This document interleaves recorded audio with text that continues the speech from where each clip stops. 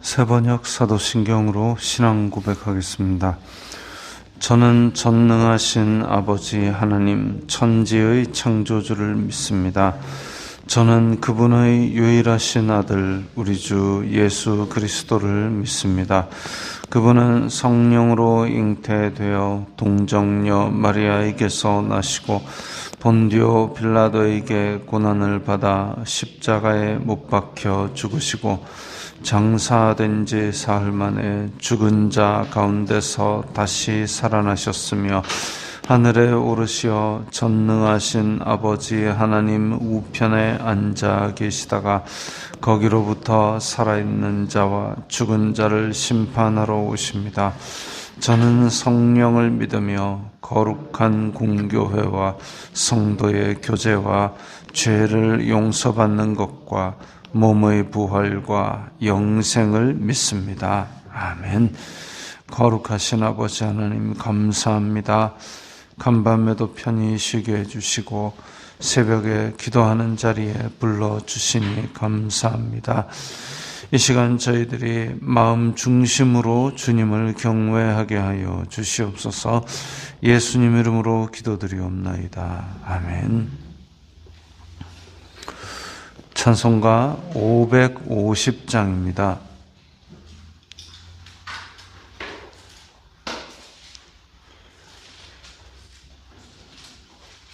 찬송가 550장입니다.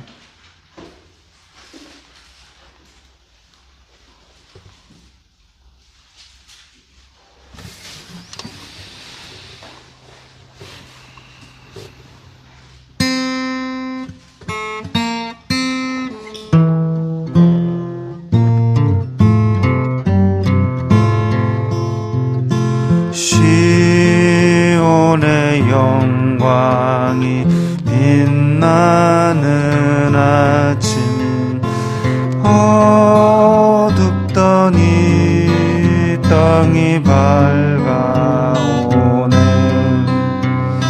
슬픔과 애통이 기쁨이 되니 시온의 영광이 비춰오네. 시온의 영광이 빛나는 아침 매였던 종들이 돌아오네. 오래전 선지자 꿈꾸던 복을 만민이 다 같이 누리겠네. 보아라 광야에 화초가 피고 말랐던 시냇물 흘러오네.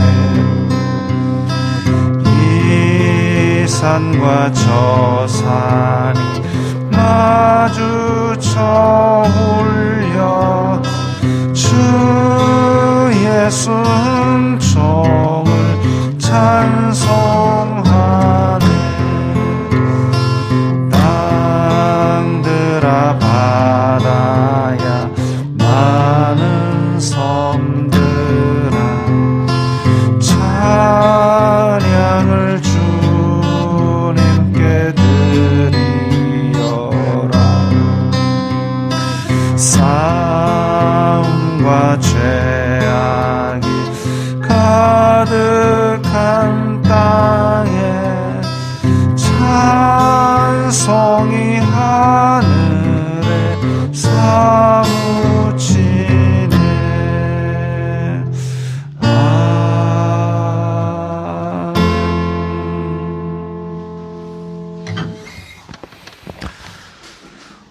오늘 말씀은 이사야 63장 1절부터 6절까지의 말씀입니다.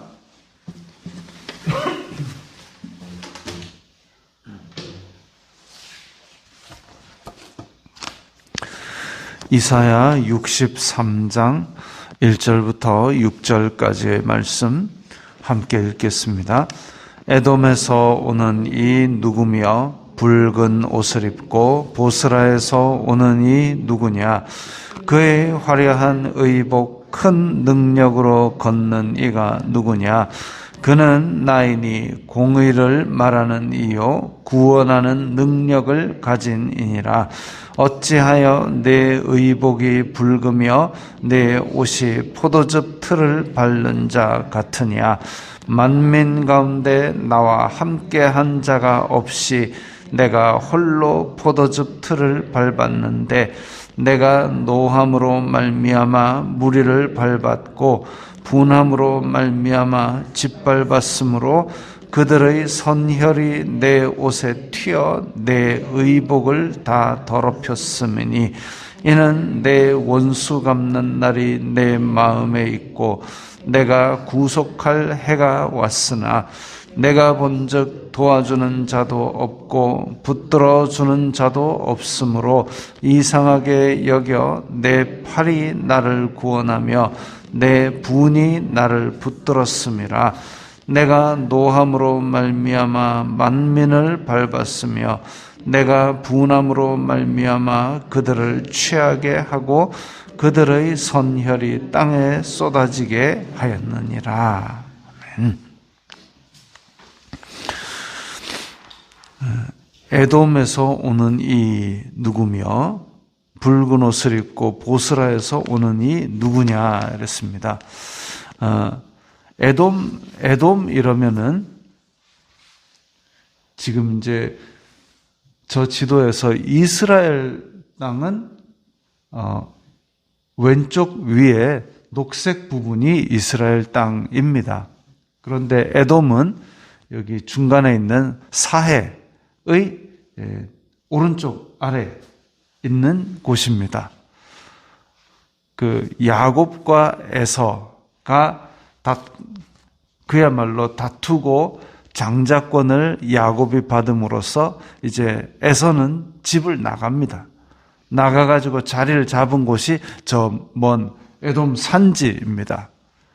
그런데 어떻게 보면 이게 후손들로 내려왔지만 형제의 이 나라인 셈인데, 그런데 나중에 출애굽해가지고 돌아오는 길에 이스라엘 자손들이 사실 해안의 블레셋 쪽으로 올라오게 되면 블레셋 쪽은 그때 철기가 발달해 있었고 그리고 싸움을 잘하는 민족이었기 때문에 하나님께서 이 백성들이 그 전쟁에 겁을 먹고 믿음이 약해질까 하여 돌아서 가는 길, 사해 밑으로 돌아서 지금 요단강의 동편 쪽을 먼저 차지하도록 그렇게 인도를 하셨는데 그 길목에 누가 있었느냐? 에돔이 있었습니다. 그래서 에돔에게 이스라엘 자손들이 얘기를 합니다. 우리 지나갈 때 딴 거 아무것도 안 하고 그냥 지나만 갈 테니까 길 좀 가게 해주겠소? 하니까 에돔이 가긴 가는데 칼 맞을 준비해라, 이 얘기를 합니다. 형제의 나라가. 그래가지고 거기에 대해서 더 삥 둘러가서 험한 길을 택하게 만듭니다. 그것부터가 하나님 앞에 이것들 봐라 하는 죄로 기록이 되었죠. 그랬는데 또 어떤 잘못을 했느냐 하면, 물론 이제 이스라엘 왕국 시절에도 짬만 나면 밑에서 쿡쿡 찌르는 그런 짓들을 했고, 바벨론이 이스라엘에 쳐들어올 때 이스라엘 편에 선 것이 아니라 바벨론 편에서 그렇게 이스라엘을 괴롭히는 역할을 담당했습니다. 그야말로 하나님의 심판을 자초한 형제의 나라죠. 그건 형제도 아니고 원수가 됐습니다.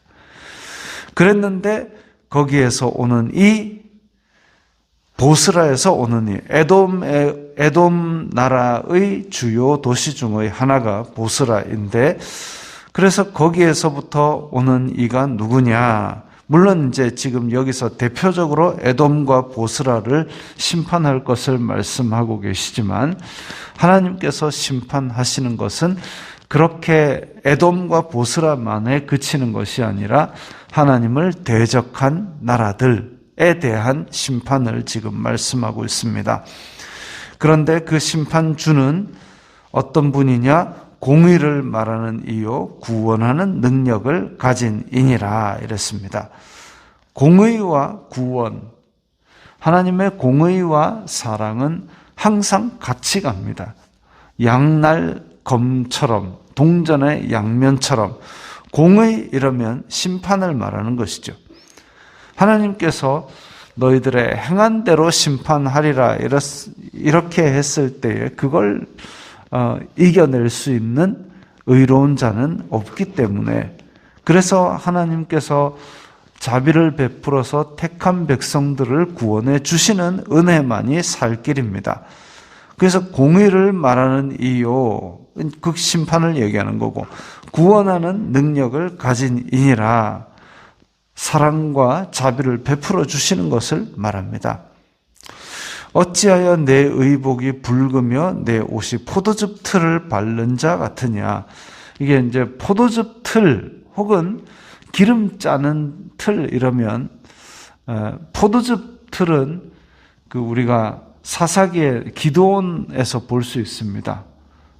기드온이 몰래 이제 밤중에 나가가지고 거기서 포도즙 틀에서 곡식을 타작하는 모습인데, 그렇게 우물처럼 모양새를 갖춰놓고 그 안에 포도를 잔뜩 따놓고 거기를 다 밟아가지고 짓이겨가지고 거기서 흘러나오는 포도즙으로 포도주를 담궜고, 그게 이제 이 지역에 석회질 많은 물 대신에 음료수처럼 그렇게 여겨졌던 그런 곳입니다. 그래서 포도즙 틀을 밟으면 맨발로 콱콱콱 밟으니까 그게 막 튀어오르겠죠.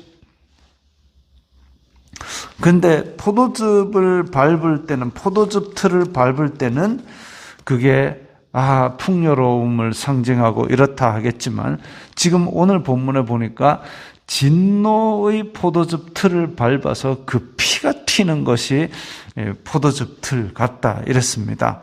끔찍한 일이죠. 요한계시록에도 보면 그런 심판으로 말미암아 피를 흘려가지고 그게 말굴레까지 닿는다 할 정도입니다.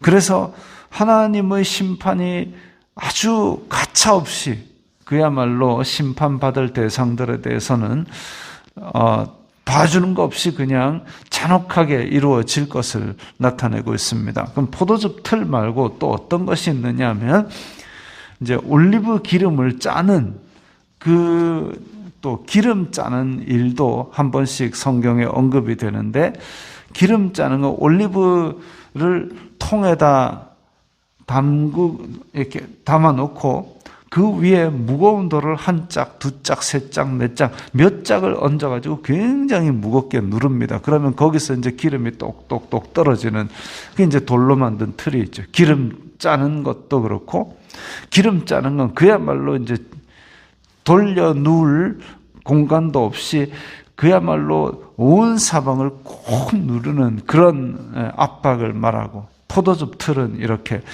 짓밟아서 다 쥐어짜고 피가 튀는 것을 말합니다. 둘 다 하나님의 그야말로 봐주는 것 없는 심판, 행위대로 갚으시는 심판을 말하지요. 그래서 그 포도즙 틀을 바른 자 같이 지금 의복이 붉다 그랬습니다. 이제 가차없는 심판을 말씀하고 있는 거죠. 만민 가운데 나와 함께한 자가 없이 내가 홀로 포도즙 틀을 밟았다. 심판을 하실 수 있는 공의와 능력을 가진 분은 하나님 한 분밖에 없습니다. 하나님께서 그 심판의 권한을 위임한 메시아밖에 없다는 것이죠.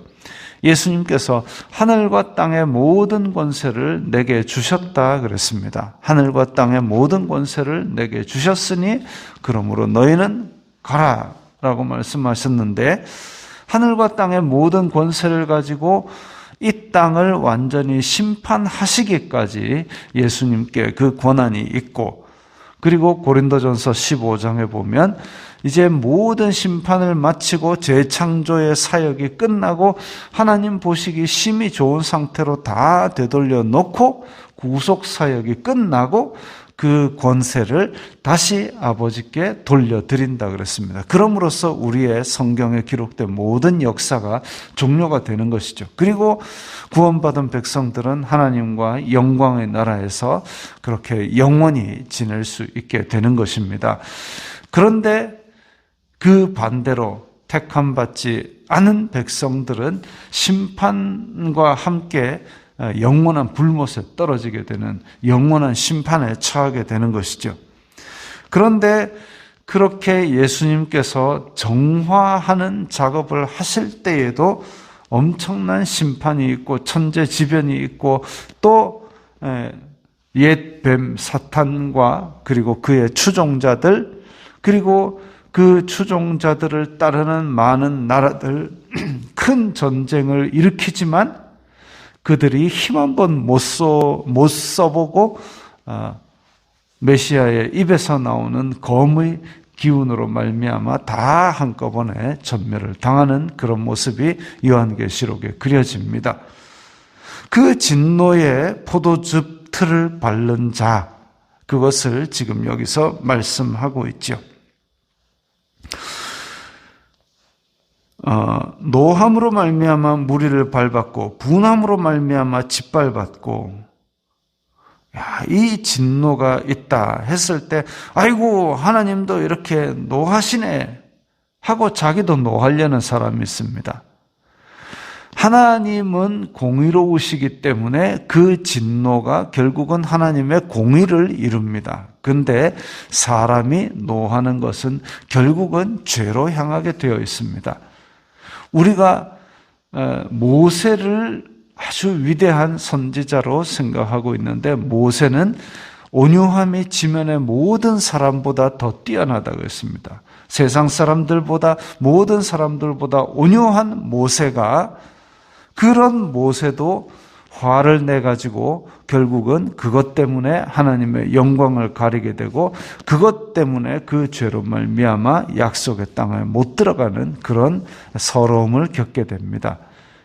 모세도 그랬거늘 하물며 우리 같은 사람이 야 이거는 하나님의 의분이야 하면서 자기의 화를 의로움으로 포장하려는데, 그것은 결국 죄로 치우칠 수밖에 없는 의분이죠. 성내기를 급히 하는 자에게 좋은 것을 보겠느냐고 성경은 지적하고 있습니다. 화를 버럭버럭 내는 것 결코 성경적이 아니고, 화를 급거이 내는 거 아니고, 저는 화를 천천히 냈는데요, 분내는 것이 하나님의 의를 이루지 못한다고 성경은 선언하고 있습니다. 오직 공의로우신 하나님만이 그 진노가 하나님의 의를 이룰 수 있습니다. 심판이기 때문에. 4절에 보면 이는 내 원수 갚는 날이 내 마음에 있고 내가 구속할 해가 왔다. 원수 갚는 날, 심판의 날이죠. 그리고 구속할 해, 백성들을 구원하는 것이 한 날, 한 해에 이루어집니다.